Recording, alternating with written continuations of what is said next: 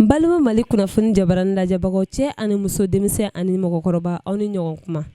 aw bisimila ko kura aw ka jamukan mandi kɛnɛ kan ni o ye Tchèssiri Blon ye an y'o de fɔ aw ɲɛna ko Tchèssiri Blon o ye jamukan ye min ɲɛsinnen bɛ dɔkɛlaw ma mɔgɔ mɔgɔ bɛ yen nɔ n'i bɛ dɔ kɛ i yɛrɛ ye an ka jamukan in b'i wele ayiwa bi an wulila ka se fo kalabankura an ba dɔ ma ale tɔgɔ ko Fatoumata Coulibali nka bɛɛ lajɛlen b'a dɔn ssiri la ale ye ɲɔgɔlɔnbɔla ye a ye ɲɔgɔlɔn kanu k'a kɛ a ka baara ye an wulila bi ka se a ma k'an ka ɲininkali damadamanin tɛnku a la walisa an bɛ se ka faamuyali sɔrɔ a ka baara in yɛrɛ la aw ni ne an ka jɛ ka nin kumaw lamɛn ne ba i ni ɲɔgɔn nse kɔri baasi tɛ yɛrɛ la ne den nse tanti an b'a fɛ i k'a fɔ an ɲɛna mun de y'a to ni e yɛrɛ ye ɲɔgɔlɔn kanu ɲɔgɔlɔn yɛrɛ ye fɛn jumɛn ye fɔlɔ ani mun y'a to e ye ɲɔgɔlɔn kanu k'a kɛ i ka baara ye bon nin diyara n ye parce que ni na kanu de b'a to mɔgɔ bɛ wuli ka tɛmɛ da yɛrɛ la fɔ dugu ni dugu ka taa mɔgɔ sɛgɛrɛ donc aw ye ne kanu aw kɛra n fɛ n kelen tɛ a diyara ne n b'aw fo ka waleɲuman dɔn k'an filɛbaga bɛɛ lajɛlen fo yani n ka don ɲɔgɔlɔn na ne ye radio la baara kanu ne y'o kanu k'o kɛ k'a ɲini k'a kalan animatriciya journalisme n y'o diplôme sɔrɔ bon n ye n t'o de la n y'a fɔ i bɛ fɛn fɛn fɔ radio la o fɛn bɛ se ka ta k'o labɛn k'o bɔ télé la k'o kɛ ɲɔgɔlɔn fɛnɛ ye k'o fɔ radio la parce que les théâtres radiophoniques n y'o formation kɛ Faransi donc n ye yɛrɛ d'a ma n'a ma ɲɛ i kɛra fɛn fɛn i donna la a ɲini i k'a ɲɛdɔn fo ka s'a dan na fo n'i sɛgɛnna n'a ka di i ninkun na o de y'a to ne y'a ɲini k'a ɲɛdɔn ɲɔgɔlɔn yɛrɛ ye mun ye n'o ye théâtre bɔ ka mɔgɔw layɛlɛ ka mɔgɔw bilasira mɔgɔw dusukun kunnayalen tumani min na i b'u layɛlɛ ka fɔlɔfɔlɔ ko n'u yira u la y'a mɛn ka ladili ko n'u yira u la o de ye ɲɔgɔlɔn ye y'a mɛn o fɛnɛ kelen de bɛ ta k'o kɛ filimu ye a bɛɛ de bɛ ɲɔgɔn na ye a bɛɛ de bɛ ɲɔgɔn na théâtre ta o dilancogo o ni film ta dilancogo différence dɔɔni b'u cɛ y'a mɛn tarati ta i bɛ se k'o kɛ cogoya façon dɔ la k'i bon a bɛɛ bɛ suit y'a mɛn jeu bɛɛ ye kelen presque mais différence ye min ye o ye film ta il faut rester naturel y'a mɛn n'i kan ka fɛn fɛn kɛ sisan i k'a kɛ naturellement a bɛ komi n'i b'i ka so i cɛ nana sisan a yaalala a nana dugukila fɛ y'a mɛn i bɛ film la i ka so n'e cɛ nana dugukila fɛ e musotɔ e bɛ kɛ di i tɛ deli k'a reçoit la i bɛ dimi e dun bɔra yɔrɔ jumɛn ta dugukilabaden na e bɔra yɔrɔ jumɛn ta y'a mɛn bon film bon théâtre la n'a ka di i bɛ se ka cogoya wɛrɛ kɛ min tɛ nin ye mais le film il faut rester naturel a bɛɛ y'a ɲɔgɔlɔn kelenw de ye k'an bilasira et donc je veux te dire également que ɲɔgɔlɔn in a bɔra min an b'a fɔ ko kɔtɛba anw mɔkɛw n kana ye mɔmusow la burusi kɔnɔ u tun bɛ ɲɔgɔlɔn in de kɛ ka mɔgɔw bilasira ni sisan dugutigi sɔnjugu dɔ b'a la e bɛ se ka n'i sigi dugutigi ma dugutigi Konate cɛ o don a fɔra ɲɛna k'i ye karisalakaw ka sɛ suɲɛ y'a mɛn wali i den ye karisalakaw ka ba suɲɛ y'a mɛn i y'a fɔ ko i den ma suɲɛ a bɛ tan donc e se k'i ɲɛsin k'o fɔ dugutigi ma a bonya kosɔn a ka cɛkɔrɔbaya kosɔn i se k'o kɛ mais groupe dɔw bɛ yen minnu bɛ mɔgɔw layɛlɛ burusi kɔnɔ olu de bɛ fara ɲɔgɔn kan u bɛ ɲɔgɔlɔn bɔ n'an b'a fɔ ma ko kɔtɛba donc e bɛ se ka n'i sigi sisan an b'a jouer e bɛ kɛ a comédien ye i ka caméraman bɛ kɛ dugutigi ye a b'a jouer dugutigi yɛrɛ sigilen sen kan dugutigi ye dɔ ka sɛ suɲɛ wali dugutigi den y'a kɛ ta dugutigi yɛrɛ sen kan i b'a kɔrɔmatigɛ a yɛrɛ sen kan a yɛrɛ tulo b'a yɛrɛ sɔn na a b'a dɔn a yɛrɛ sɔn don a bɛ dɔ bɔ a la donc voilà un peu. Tanti an ye faamuyali sɔrɔ o la maintenant an b'a fɛ ka dɔn sa tanti i yɛrɛ bɛ ɲɔgɔlɔn in baara kɔnɔna la ani i ko i ye animation fana kɛ i yɛrɛ bɛ baara nin kɔnɔna na ɲinan san joli de a ka ca a bɛ ni kana san 30 bɔ parce que quand je commençais je partais à l'école 17-18 ans n bɛ taa école la n bɛ na bon je les rends hommage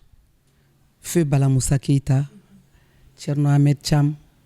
Baba Sangare Grazi mɔgɔw dɔn hors thème la Toso Jara Aïssata Sissew ne bleu lamani nana n bɛ bɔ école la n na a ka di n ye n b'u kumakan mɛn avec feu Keyatu kuma n b'u kumakan mɛn radio la u bɛ disque demandé kɛ n ko nin kumakan ka di ne ye sa ne bɛ fɛ ka kɛ ni ɲɔgɔn ye i y'a mɛn ala y'a kɛ ne nana d'abord comme secrétaire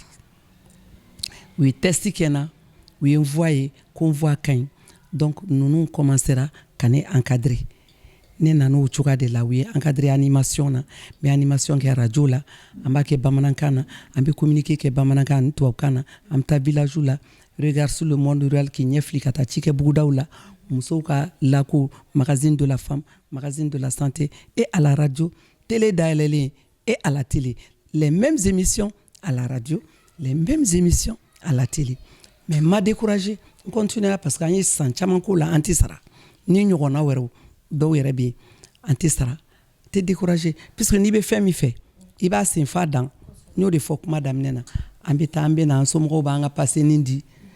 duruni passe o sotarama passe dɔw b'a ta moto la u b'an bila an bɛ na baarakɛyɔrɔ la mɔgɔ dɔw fana bɛ yen u bɛ hinɛ an na an b'an ka baara kɛ fo k'an ka baara k'an se la je le dis sincèrement an ka formation sɔrɔ kɛnɛma an ka sɔrɔ ka recruter donc ne ye animatrice ya kɛ halisa n b'a kɛ ka journalisme fɛnɛ ka taa kalan kɛ k'an ka master sɔrɔ n yɛrɛ bɛ k'an ka doctorat kɛ sisan voilà. Tanti ka nin kalan ninnu bɛɛ kɔfɛ yala ɲɔgɔlɔn yɛrɛ baara kɔnɔna la est-ce que i ye formateur dɔw sɔrɔ minnu ye i dɛmɛ nin baara in na? Bon ɲɔgɔlɔn in na ne ma taa INA la parce que an ka famille bon comme Umu Sangare b'a fɔ cogoya min na an ka jamana ye Sikaso région ye mais plus précisément Buguni kɔnɔw de bɛ yen a bɛ fɔ kɔnɔ dɔnkilida kɔnɔ c'est-à-dire hɔrɔnw bɛ dɔnkili da ni solisiw bɛ kɛ n'o ye furasiw ye den selijiw ninnu i y'a mɛn u bɛ dɔnkiliw da donc ne mɔmuso ni tanti dɔw tun bɛ dɔnkili da ne yɛrɛ tun ko à l'époque ni Maurice Mano tun bɛ émission kɛ tuma min na 8-10 radio la u bɛ n présenter dɔnkilida concours dɔ la ale ko non a to yen nɔ sa n y'a to yen sinon anw ye nin sɔrɔ ne y'a sɔrɔ comme ça naturellement parce que dans ma lignée n bɔkolo la bon dɔnkilidalaw tun b'a la hali n tanti dɔ fɛnɛ o fɛnɛ tun b'a composer yɛrɛ n mɔmuso yɛrɛ fɛnɛ la même chose donc n y'a dɔn sɔrɔ ten n nana la minnu ye n former ɲɔgɔlɔn kow la Balamusa b'a la je répète encore paix à son âme Balamusa bɛ n bilasira a bɛ fɛnw fɔ n ɲɛna i y'a mɛn ale yɛrɛ de ye a kulomayɔrɔ ye parce que j'ai été formé sur le tas ka former ka sɔrɔ i ma taa école la fɔlɔ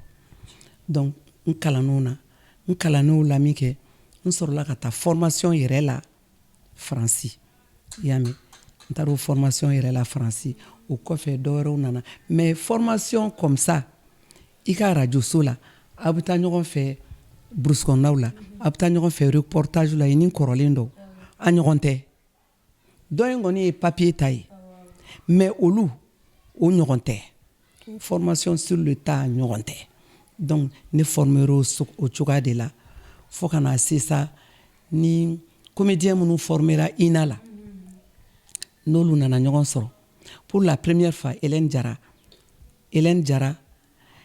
ne tun bɛ ɲɛbɔ a fɛ ani Fanta Berti n ko ne yɛrɛ bɛ fɛ ka kɛ ninnu ɲɔgɔn ye i y'a mɛn o y'a sɔrɔ n bɛ papier ninnu ta ka fɛn dɔw sɛbɛn n karamɔgɔ dɔw bɛ yen nɔ ko Ismaël Samba Traoré o Ismaël Samba Traoré ale de ye sahelienne tigi ye sisan a ye n ka livre fɔlɔ édité ale y'i kanto ma a ko ma sœur e bɛ sɔn ka kɛ artiste ba ye i y'a mɛn ne ko ne dun bɛ fɛ ka kɛ ninnu ɲɔgɔn ye ala y'a kɛ radio France nana Mali la k'u bɛna pièce dɔ kɛ o pièce la u ye ne ni Hélène kɛ den ka ne kɛ den ye ka Hélène fɛnɛ kɛ den ye an jouera ɲɔgɔn kɛrɛfɛ ta n ma se ka da la n ko c'est pas possible ne ko ko n bɛ kɛ mɔgɔ min ɲɔgɔn ye ne n'o nana jouer ɲɔgɔn fɛ tan i y'a mɛn donc o ye courage don na ani Fanta Bertew an tilala ka ɲɔgɔn sɔrɔ plateau kan plateau ye cinéma tourné yɔrɔw ye an ye ɲɔgɔn sɔrɔ o caman kan ka jouer donc olu ka cogoyaw n b'olu lajɛ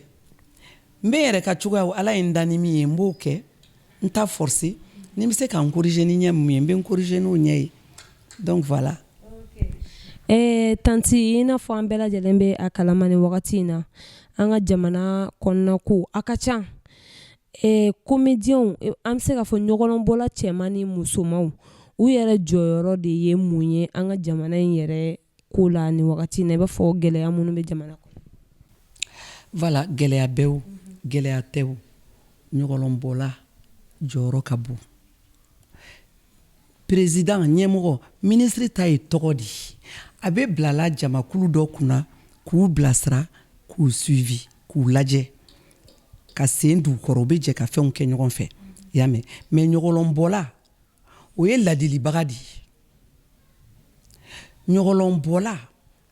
comédien acteur ale bɛ maaw ladi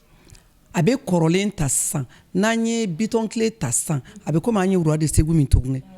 donc ko histoire ta k'a kɛ papier kan ka comédien wele u ka na jouer a bɛ maaw tulo kuraw ani ɲɛ kuraninw a b'a to u bɛ kɔrɔlen dɔn président kelen tɛ se k'i sigi k'o ɲɛfɔ tan wali ministre kelen tɛ hali n'a y'i sigi k'a ɲɛfɔ a tɛ se k'a dilan i komi comédien ni acteur b'a kɛ cogoya min na acteur a bɛ o kasi kɛ o kɔnɔna na ni kasi b'a la ni marifaci b'a la a b'o marifaci kɛ ni bilasiralikan dɔ bɛ yen k'a fɔ jama ye a ye sabali aw ka bɛn a b'o kɛ donc acteur actrice comédien u jɔyɔrɔ ka bon jamana ka taa ɲɛ la kɛlɛ bɛ o kɛlɛ tɛ yen sanko ni dusukasi bɛ jamana kɔnɔ ni dusukasi bɛ jamana kɔnɔ u jɔyɔrɔ ka bon tuguni c'est comme e yɛrɛ en tant que animatrice journaliste i bɛ t'i sigi ka kuma baranin b'i bolo i bɛ t'i sigi ni ladilikanw sira de ye i tɛ minnu dɔn n'i y'olu ɲininkali kɛ mɔgɔkɔrɔba la u b'a f'i ye i b'a sɛbɛn i bɛ t'i sigi i fa filan i mɔkɛ filan i b'i sigi k'u ladi donc comédienne ni acteuriya o y'o sira kelen de ye jamana bɛ cogoya min na bi k'i sigi ne yɛrɛ y'a caman sɛbɛn depuis coronavirus nana ni gɛlɛya bɛ jamana kɔnɔ i bɛ sɛbɛnnikɛlaw b'a sɛbɛn parce que bɛɛ tɛ se k'a sɛbɛn ka tila k'a jouer ni ala y'o latigɛ mɔgɔ min ma i bɛ barika da ala ye sinon dɔ b'i sigi ka jateminɛ kɛ k'a sɛbɛn ni gɛlɛya bɛ jamana kɔnɔ koyi bon dɔgɔnɔw ni filaw bɛ kɛlɛ la sanfɛ an juguw bɛ ka don u ni ɲɔgɔn cɛ bamananw ni filaw ni fɛnw bɛ kɛlɛ la u bɛ ka don u ni ɲɔgɔn cɛ an b'a kɛ di dɔ b'i sigi k'o sɛbɛn a sɛbɛnni na a b'a yira filakɛ ani dɔgɔnɔkɛ u bɛ sigi la a mɛnna u y'u denw di ɲɔgɔn ma bɛsɛnkɔniciw nana u bila ɲɔgɔn na kɛlɛ wulila donc n'o sɛbɛnna comédiens de bɛna sa ka n'o ta kɛlɛ wulila an k'an ka mun kɛ sisan an ka se ninnu ma kɛlɛ wulila minnu ni ɲɔgɔn cɛ mɔgɔ kelen bɛ wuli ka na a ye kɛlɛ dabila sa an ka taa kɔrɔlen k'u bɛ sinankunya bila ɲɔgɔn na fɔlɔ i y'a mɛn donc o ye jeu de ye o ye jeu de ye filakɛ a bɛ se ka taa dɔgɔnɔkɛ bara e y'i ta kɛ dimi ye o don na ne tɛ dimi e kɔrɔ koyi nɔnɔ kɛrɛ filɛ nin ye aw min tɛ nɔnɔ sɔrɔ n'anw filaw tɛ aw tɛ nɔnɔ sɔrɔ dɔgɔnɔkɛ fana b'a fɔ anw ka dɔgɔnɔ dɛgɛ bɛ yen o bɛ se ka n'o don ma i y'a mɛn o bɛ don jeu la ka yɛlɛko kɛ ka bilasirali kɛ donc nin wagati in na an k'an k'o de kɛ ɲɔgɔn ye ka ɲɔgɔn bilasira n'o kumakan dumanw ye n'o jeu dumanw ye n'o théâtre dumanw ye n'o dɔnkili dumanw ye n'o émission dumanw ye aw yɛrɛ fɛ. Ok tanti an ye faamuyali sɔrɔ olu la tanti an b'a fɛ ka e ɲininka sisan i ka baara in yɛrɛ daminɛ ka na se fo bi ma e yɛrɛ ye gɛlɛya jumɛn sɔrɔ i ka nin baara in kɔnɔna na en plus baara in yɛrɛ nimisi wasa jumɛn na se e yɛrɛ ma. Bon n b'a daminɛ gɛlɛya la fɔlɔ ne ye gɛlɛya fɔlɔ min sɔrɔ parce qu'à l'époque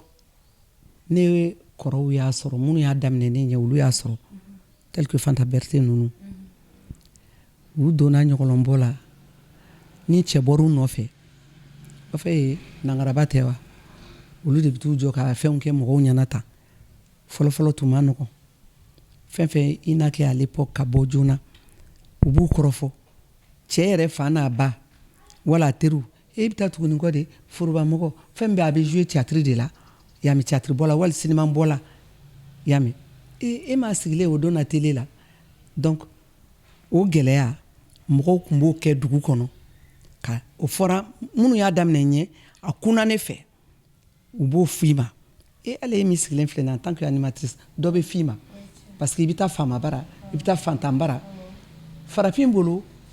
keleya jugu dɔw de bɛ yen ɲɛngoya jugu b'a kɔnɔ sinon ne ma t'olu bara i tɛ ko dɔn olu ye adamaden ye dugukolo kan fantan bɛ yen cogoya min na faama bɛ yen donc o yɔrɔ o kɛra mais ne somɔgɔw ma gɛlɛya kɛ n na dɛ ne fa tun ye ancien combattant ye a ko ni min ka di n ye n k'o kɛ ni baara min ka di n ye n k'o baara kɛ donc o gɛlɛya de fɔlɔ o kɛra mais ne m'a jati sini m'a jati bi m'a jati sini y'a mɛn u sira k'a kɛ ka tile k'a kɛ et a ye force de donner la y'a mɛn mais n tilala ka nɔgɔya min sɔrɔ n ye nɔgɔya min sɔrɔ population à l'époque ne ni Maurice Mano tun mana bɔ an tun bɛ 8-10 kɛ n'an bɔra n'an bɛ taa burusi kɔnɔnaw la i yɛrɛ ye caméraman ye c'est mon fils il est caméraman à l'ORTM2 y'a mɛn awɔ a bɛ to ka image ta n'an bɛ baara la donc le bruit là donc ne ni Maurice Mano ani n'a fɔra k'an bɛ taa dugu dɔ la sisan salubrité wali fɛn dɔ la gouverneur o tɛ kunbɛn cogoya min na dɛ anw bɛ kunbɛn ten n'i ye population bɔlen ka aide d'honneur kɛ jama bɛ ya dunutigi ni bara Fatoumata Coulibaly Maurice Mano Fatoumata Coulibaly y'a mɛn sanu t'a sɔrɔ wari t'a sɔrɔ i ka baara ka diya i ye bonya kɔnɔ o dɔrɔn de b'a sɔrɔ donc n y'o sɔrɔ n bɛ k'o sɔrɔ fo ka se bi fɛnɛ ma parce que image nana dɔ fara kan comme aw yɛrɛ bɛ image la mana bɔ télé la film publicité fɛnw na ni n bɔra dɔrɔn ala ale de filɛ nin ye musokɔrɔba min bɛ bɔ yɛrɛ dɔnbugu la dɔw bɛ sɔn o yɔrɔnin bɛɛ la ten dɔw bɛ sɔn ka cadeau dɔ di yan dɔw bɛ 200 di yan dɔw bɛ 1000 di yan donc o ye ne fa hali ni ne ma miliyari sɔrɔ mɔgɔninfinw bɛ ne fɛ e ni ɲɔgɔnnaw aw bɛ ne fɛ bi aw bɛ ne fɛ sini o ye ne fa n bɛ diɲɛ mɔgɔw bɛɛ waliman dɔw la maliyɛn fara minnu bɛ kɔ kan ni n taara kɔ kan fɛnɛ la même chose n b'u waliman dɔn o ye n fa parce que n ye miliyari sɔrɔ o de la miliyari liquidité tɛ dɛ mais miliyari mɔgɔninfin ka bon n'a liquidité ye a ye jama ɲini n'a ye jama ɲini a bɛ jama sɔrɔ hɔrɔnya kɔnɔ mais ka wari ɲini cogoya dɔ la labanko ɲuman t'o la dɛ awɔ. Okay. Tanti i n'a fɔ an ka jɛmukan bɛ ka se a kuncɛyɔrɔ la ni an ko sisan nɔ tanti ko i ka ladilikan di i dɔgɔmuso ani den minnu bɛ ani mɔdenw minnu yɛrɛ bɛ nin baara in na e bɛ se ka ladilikan jumɛn d'u ma ani i mɔdenw ni denw ani dɔgɔnin minnu yɛrɛ bɛ n'u yɛrɛ tɛ foyi la daga sunɔgɔ n'u tilala tobili la dɔrɔn u bɛ don so kɔnɔ ka t'u da e bɛ se ka ladilikan jumɛn de lase olu ma. o diyara n ye ne kɔni bɛ min fɔ u bɛɛ ye fɛn fɛn bɛ k'an lajɛ nin wagati na nin télévision dumanba in kan aw minnu i kɛra muso i kɛra cɛ ye ni dugu jɛra i bɛ wuli k'i cɛ ta dun ou bien i bɛ wuli k'i fa ta dun ou bien i bɛ wuli k'i muso ka ɲininen dun k'i da so kɔnɔ i tɛ bɔ a t'i kɛ fɛn ye dɛ a t'i kɛ mɔgɔ ye dɛ i tɛ kɛ bonya mɔgɔ ye abada i bɛ du min yɛrɛ kɔnɔ hali n'i faso don i tɛ bonya sɔrɔ i bɛ kin min na i tɛ bonya sɔrɔ i bɛ jamana min kɔnɔ i tɛ bonya sɔrɔ bɛɛ ka dɔɔni kɛ sa n'an bɛɛ ye dɔɔni kɛ ka fara ɲɔgɔn kan o de ka ɲi e ka wuli bani i ka kalan kɛ ka diplôme sɔrɔ i ma baara sɔrɔ o ye tubabu baara ye ka taa bureau la a ɲini cogoya wɛrɛ la wallahi n'i y'a ɲini cogoya wɛrɛ la i b'a ɲɛ sɔrɔ o k'o dabila a filanan ye jɔnw ye n yɛrɛ bɛ baara min na animatrice journaliste y'a mɛn kana bila ɲɔgɔlɔnbɔlaw kama bɛɛ k'i cɛsiri i ka ca la n'i ye fɛn fɛn kanu i ni na i ye dɔrɔmɛ 10 sɔrɔ a la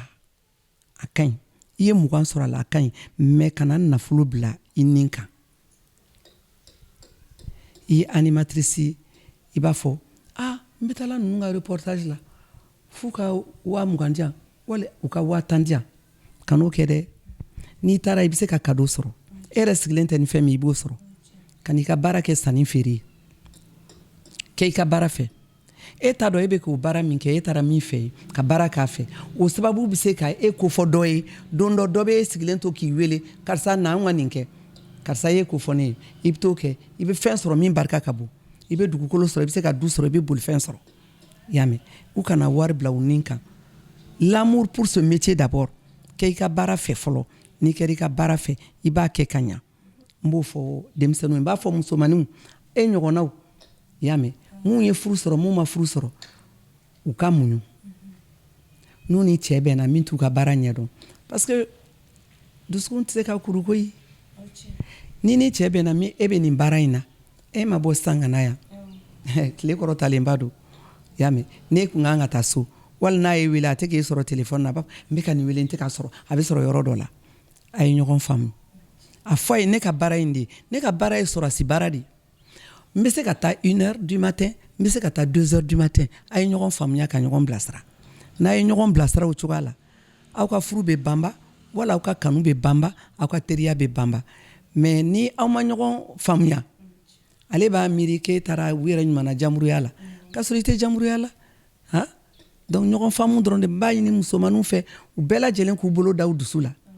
diɲɛnatigɛ tɛ girinkajɔ ye i bɛ wuli k'i jɔ i bɛ tila k'i sigi diɲɛnatigɛ ye muɲu ni sabali de ye si bɛ bɔ sɛfan na mais dɔɔnin dɔɔnin don sini ma u bɛ se ka tɔgɔ sɔrɔ ka bonya sɔrɔ ka karama sɔrɔ baara in na u kana baara in kɛ jagokun ye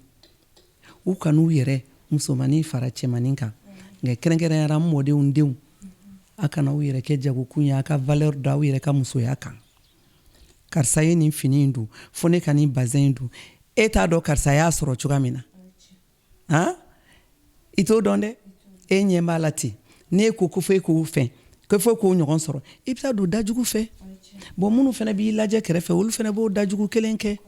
donc ne b'o ɲini n den o n mɔden o n dɔgɔnin o ne b'a ɲini bɛɛ lajɛlen fɛ an ka sabali ala mana min d'an ma don min na o y'an ta ye